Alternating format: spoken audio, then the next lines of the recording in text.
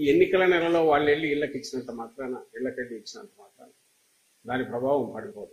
ఇంతకుముందు కూడా నేను చెప్పాను, వాలంటీర్లను వాళ్ళు పెట్టి ఇంటింటికి సర్వీసెస్, ఇది ఒక పెన్షన్లే కాదు, ఇంకా పౌర సేవలు దాదాపు 100 పైగా 130 ఎన్నో ఉన్నాయి.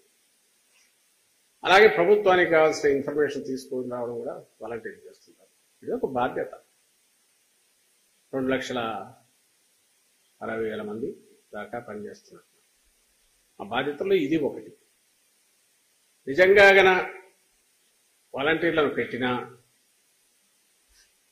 ఈ పెన్షన్లు అనేవి పెంచుకుంటూ ఇంటికి సౌకర్యాలంతా అందజేస్తూ ఎప్పటికప్పుడు వాళ్ళకు భరోసానిస్తూ నిలబడే పథకాలు లేకపోతే వాలంటీర్లకు ఆదరణ ఎందుకుంటుంది? అంటే ultimately it is not the volunteers,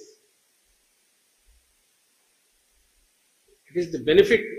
ఏదైతే వాళ్ళకు అందుతుందో దాంతో వాళ్ళు తృప్తి పడినప్పుడు ఆ ఆనందం, ఆ తృప్తి, ఆ సంతోషం ఎవరైతే ఇవి అందిస్తున్నారో వాళ్ళకు బ్లెస్సింగ్స్ రూపంలో ఇస్తారు. వాళ్ళు ఎవరైనా సరే రిసీవ్ చేసుకుంటారు.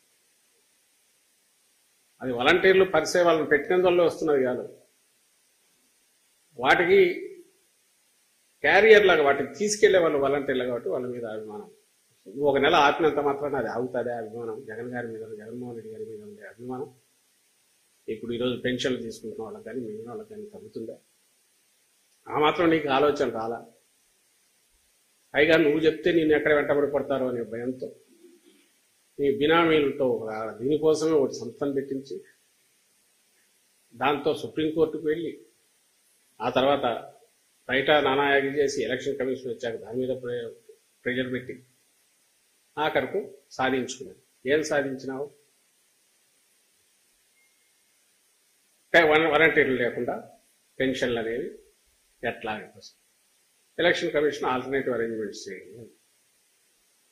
ఆల్టర్నేటివ్ అరేంజ్మెంట్స్లో భాగంగా ప్రభుత్వ యంత్రాంగం వీలైనంత త్వరగా అందివ్వడానికి వీలుగా సెక్రటేరియట్స్కి రాగలిగిన వాళ్ళను, ఎందుకంటే 2,000 మందికి ఒక సెక్రటేరియట్ ఉంది కాబట్టి అక్కడికి రాగలిగిన వాళ్ళు అక్కడికి ఇవ్వచ్చు.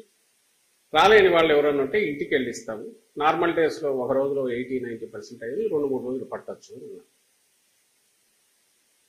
అయితే అప్పటికే ఆ వ్యతిరేకత అంతా తన మీద వస్తోంది అనే భయంతో చంద్రబాబు నాయుడు లేదు ఇదంతా కాదు, 1,20,000 మంది సెక్రటేరియట్ ఎంప్లాయీస్ ఉన్నారు, విలేజ్ సెక్రటేరియట్, వార్డ్ సెక్రటరీ